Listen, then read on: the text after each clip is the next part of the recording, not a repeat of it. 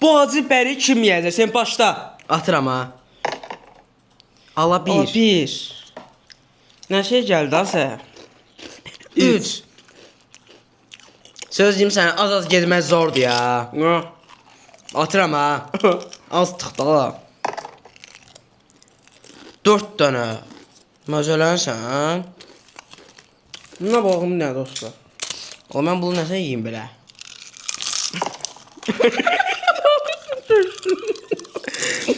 Dört gəldi mənə. Abi neresi sənə düşdü. Sağlığı verdi. Yarım yan vardı o məndir. Sən qardaşım.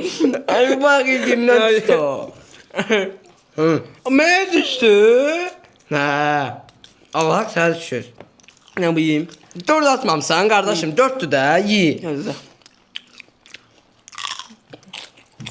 Vermə də yiyim baxım dadına. Hamısını yiyirsən. Şirin də onda. Onu. Ya su Montanlı suyu verim də. Bu da qoyuram da qırağa.